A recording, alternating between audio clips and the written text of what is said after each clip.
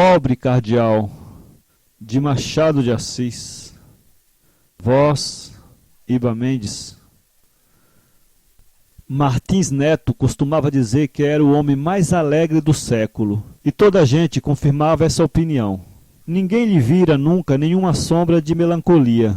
Já maduro era ainda o melhor acepip dos jantares, um repositório de ditos picantes, anedotas joviais, repentes crespos e crus. Mas, além disso, que é a despesa exterior da alegria, ele a tinha em si mesmo, no sangue e na vida.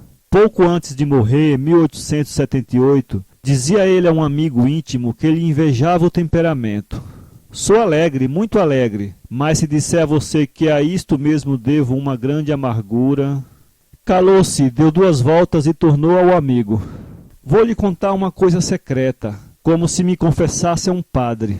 Sabe que fui um dos julgadores do famoso processo de letras falsas João da Cruz, em 1851. Houve nessa sessão do júri muitas causas importantes que eu julguei com a inflexibilidade do costume e condenei muita gente, do que me não arrependo.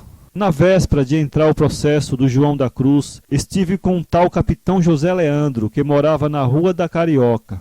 Falamos do processo, das letras, de 1000 circunstâncias que me esqueceram e finalmente do próprio João da Cruz, que o capitão José Leandro dizia conhecer desde menino. O pai deste capitão foi um general português que veio com o rei em 1808 e aqui casou pouco depois com uma senhora de Cantagalo. José Leandro era menino quando João da Cruz apareceu em casa dele, na rua de Mata-Cavalos. Lembrava-se que ele os festejava e adulava muito. Lembrava-se também que ali pelos fins de 1816 andava João da Cruz muito por baixo, beirando a miséria, roupa de ano amarela de uso, mal remendada. E então, para mostrar-me que o João da Cruz nascera com o gênio da fraude e da duplicidade, contou-me que um dia, em 1817, estando ele e a mãe em casa, apareceu ali angustiado, desvairado, bradando: "Pobre cardeal, pobre cardeal! Ah, minha senhora Dona Luísa, que grande desgraça, pobre cardeal!"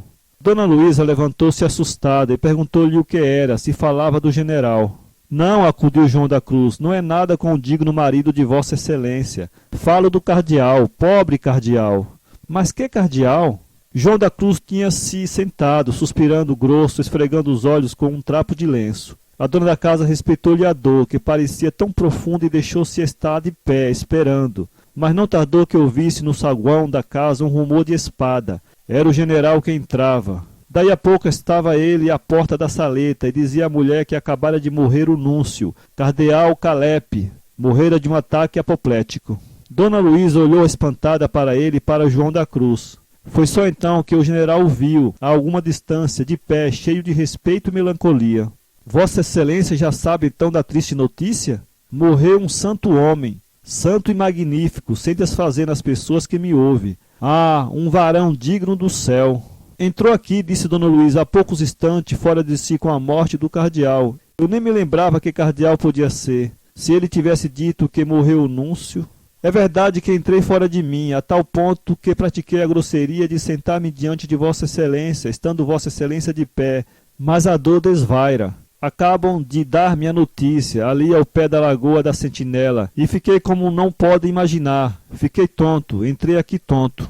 O general sentou-se espantado, disse ao João da Cruz que se sentasse também, e perguntou-lhe desde quando conhecia o cardeal, e se era assim tão amigo dele. João da Cruz não respondeu logo verbalmente, fez primeiro um gesto de afirmação e saudade, depois levou o trapo aos olhos. Dona Luísa, sentada ao lado do marido, olhava compassivamente para o pobre homem. Este, afinal, confessou que era amigo do grande prelado, por benefício que recebera dele em Lisboa. Aqui não o procurou senão 2 vezes, logo que chegou em 1814 e quando uma vez sua eminência estivera doente. Se nunca falou disso a um honrado general, foi porque as humilhações por que passou e lhe trouxeram o conhecimento e o trato do cardeal, que Deus o tenha, foram amargas e dolorosas. Bem, mas agora direi tudo, se Vossa Excelência assim o ordena.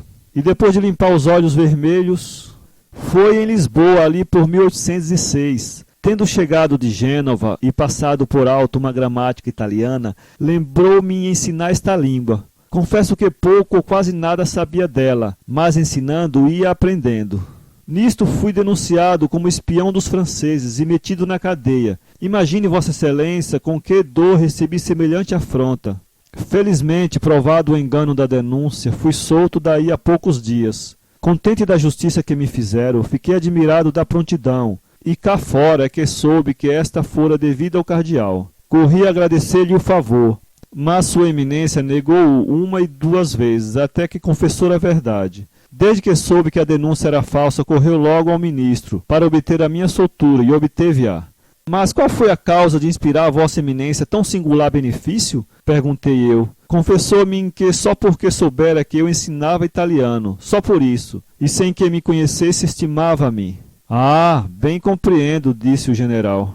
Foi o que me ligou a ele, fez-me depois alguns obséquios, e quando eu lhe confessei que pouco italiano sabia e que me dei a ensiná-lo com o fim de propagar o amor de tão divino idioma, então ele propôs-me dar algumas lições. Sobrevieram os acontecimentos de 1808. A corte transportou-se ao Brasil, e o cardeal, no ato de embarcar, instou comigo para que viesse também. Recusei dizendo-lhe que ia alistar-me no exército, que devia expulsar o pérfido invasor. Bravo, disse o general. Sua Eminência, não podendo arrancar-me daquele propósito, despediu-se de mim com muitas lágrimas e deu-me em lembrança um exemplar de um poema em italiano, anotado por suas sagradas mãos, livro que me foi roubado tempos depois por um soldado de Napoleão, um miserável. Para que eu queria ele? Naturalmente ia vendê-lo. Que preço podia dar esse herege a um objeto de tanta valia? João da Cruz disse aqui coisas duras ao soldado e a Napoleão, chamando-os literalmente ladrões de estrada. Concluída a descompostura, levou o trapo aos olhos, o general procurou consolá-lo. A morte é caminho de nós todos, disse ele, e demais o núncio já estava com os seus 70 e tantos anos. Em todo caso, aplaudo os seus sentimentos, são naturais de um bom coração. Muito obrigado, acudiu João da Cruz. Pode Vossa Excelência estar certo de que se me dissesse o contrário, eu duvidaria da minha dor. E tanto prezo o seu conselho, que desejava saber se pareceria afetação que eu deitasse luto por tão grande homem. Não me parece que seja.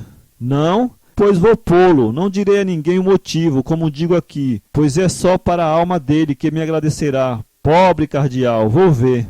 Como o general se levantasse e fosse para dentro, João da Cruz ficou um pouco vacilante, ao que parece. Então a mãe de José Leandro disse-lhe que ficasse para jantar. Agradeço. Vou ver se arranjo, se posso. Disse isso entre pausas e suspiros, olhando para a roupa. Mas Dona Luísa pegou no filho pela mão e retirou-se da sala. João da Cruz saiu. Chegando ao saguão, parou e, não vendo o porteiro que estava no pátio ao fundo e que depois contou o caso à família, fez um gesto de desespero, dizendo: esta gente ainda está mais defunta que o cardeal. José Leandro cuidou logo de ver as exéquias e pediu ao pai que o levasse. O pai noticiou à mulher que o rei ordenara grandes honras ao finado. O cadáver embalsamado ficaria em casa 3 dias, celebrando-se diante dele missas e responsos. O enterro seria em Santo Antônio. Não se falava de outra coisa, mas nessa noite aconteceu adoecer o general. Sob a madrugada foi sangrado. A moléstia agravou-se, era impossível levar o filho às exéquias. A mãe não havia de abandonar o marido. José Leandro, criado a mimos, teimava em querer ir, ainda que com um escravo, mas a mãe, vendo que um escravo não poderia arranjar ao filho algum bom lugar na igreja, pediu a João da Cruz o obséquio de o levar a Santo Antônio. Obséquio? Diga obrigação, minha senhora. Mas Vossa Excelência sabe que eu não poderei sem... O general concordou que era constrangê-lo a assistir ao enterro de um amigo que lhe deixara tantas saudades. E voltando-se para o pequeno, prometeu levá-lo à procissão de São Sebastião, que era muito bonita e que ele nunca vira. José Leandro reprimiu as lágrimas. Ficava uma coisa pela outra, mas João da Cruz fez logo uma descrição vivíssima das exéquias. Disse que seriam tão pomposas ou mais que as da rainha Dona Maria I, no ano anterior. Falou em 5 bispos, muitos frades, tochas e coches reais, tropa, uma coisa única. O menino agarrou-se-lhe que o levasse. João da Cruz não se negava a isso, uma vez que era vontade de pessoa tão distinta. Nem o cadáver de um amigo eminente era espetáculo de fazer recuar uma alma rija. Ao contrário, esse último encontro dava fortaleza ao coração. Bem, se não há dúvida, disse o general. Lá isso pedia licença para dizer que sim, que havia sempre uma dúvida, uma triste dúvida, uma coisa que o vexava. Não lhe perguntasse o que era, não o podia dizer sem lágrimas. Mas se o general insistisse em saber, ele fecharia a boca. Falariam por ele aquelas miseráveis calças de cor. Tinham sido pretas algum dia, mas o tempo... E tudo mais, tudo, até os rasgões dos sapatos. Era luto aquilo? Era luta apropriada a um príncipe da igreja, etc, etc. Não, não. O menino que esperasse a procissão, que fosse a ela com seu ilustre pai, deixasse as exéquias, por mais que fosse de estrondo. De estrondo? Interrompeu o pequeno. E chorando, chorando, pediu outra vez que o levasse. O pai na cama agitava-se, sem saber o que fizesse. Era avaro, diziam, e custava-lhe abrir mão de algumas patacas. Temou com o filho com ele, até que, desesperado... João da Cruz, disse o pai, entenda-se com essa senhora a respeito do luto. Leve uma recomendação minha ao alfaiate e ao sapateiro. Também precisa de chapéu? Há de haver algum servido cá em casa. Ela que lhe dê. Vão e deixe-me em paz. Foi assim que ele arranjou a roupa nova, embora de luto, luto que fosse, era nova. José Leandro lembrava-se ainda das exéquias, quando me contou este caso. Tinha diante de si a figura pomposa de João da Cruz, vendo e ouvindo tudo com interesse de pessoa estranha. Ensinava-lhe o nome de tudo, cerimônias e alfaias. Os 2 bispos, que eram 5 ou 6, mas ele só se lembrava do de Angola e do de Pernambuco, e os das ordens religiosas, e os de alguns cônegos. De quando em quando esticava o braço e mirava-se. Com o andar das horas ficou até alegre. Cá fora, ladeira abaixo, vinha falando da bonita festa e recitando-lhe pedaços inteiros do sermão. No Lago da Carioca entraram na sege que os esperava.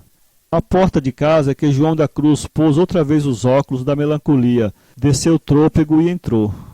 Não imagina como achei esta anedota engraçada. João Leandro contava bem. É certo, mas toda essa história pareceu-me engraçadíssima. Ria-me a não poder mais e repeti a exclamação que fez render a roupa ao outro. Pobre cardeal! Já entendeste que ele nunca trocou uma só palavra com o núncio, e se o viu algum dia foi na igreja ou de coche, mas mentia com tanto aprumo, a invenção era tão graciosa e pronta, a pata tão bem consertada, aproveitados todos os incidentes que era difícil não cair na esparrela. Mas realmente a coisa tinha graça. Agora mesmo, após tantos anos, acho-lhe muito pico. Mas vamos ao resto. Eis aqui o que eu só confiaria a Deus a você. No dia seguinte fui para o júri, com a anedota fresca de memória, até porque sonhara com ela, tanto que acordei rindo. Cheguei a tempo e fui logo sorteado para o conselho de jurados. Quando vi o réu, não pude deixar de sorrir. Era aquilo mesmo, devia ter sido assim no dia do óbito do núncio. Cabeça um pouco torta, olhos mortificados e baixos, tipo de astúcia. Não parecia velho, apesar dos anos longos e desvairados. Devia contar uns 60 e tantos, perto de 70. Trazia raspado o lábio superior e toda a mais barba, grisalha e fina, dava-lhe ao rosto muita gravidade. De quando em quando tomava rapé. Reparei logo que a boceta era de ouro. O interrogatório durou cerca de 40 minutos. João da Cruz respondeu claro e firme, negou a autoria da falsificação, explicou algumas contradições que lhe assacaram. Confesso-lhe que eu vi as respostas dele com interesse e sem desprazer. De quando em quando a anedota do cardeal vinha dar uma nota graciosa à situação. Imaginava-o então em Mata-Cavalos, no tal dia, em frente do general, referindo as petas de Lisboa, as desculpas, as lágrimas aparentes, até o desfecho. Lá engenhoso era ele, e divertido. Não pude atender à leitura do processo, ouvi algumas páginas, depois disse a mim mesmo que os autos eram grossos e a leitura fastienta. Não era isto, era a narração dos feitos do réu que começava a constranger-me. Para distrair-me, entrei a mirar a beca do advogado, a cara dos meus colegas do conselho, a cabeleira do escrivão, as suíças do juiz e finalmente o retrato do imperador que pendia da parede. Aqui foi maior distração, porque cuidei de recordar as festas da coroação, tanto as públicas como as particulares. Entre estas um banquete a que fui, e no qual ouvi recitar 2 odes bem bonitas. Quis recompô-las e não pude, trabalhei de memória e fui arrancando ora um verso, ora outro, alguns truncados, e quando dei por mim, acabara a leitura. Ouvi depois a acusação que me deixou em alternativa de acordo e desacordo.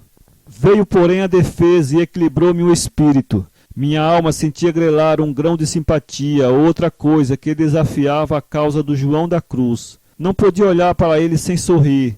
De uma vez, para não rir alto, sufoquei uma tosse com o lenço. A exposição do juiz durou pouco mais de 1/4 de hora. Os autos foram entregues ao conselho e nós saímos da sala. Lá na sala secreta os debates foram longos e complicados, mas não tanto como na minha consciência. Aqui é que era preciso decidir.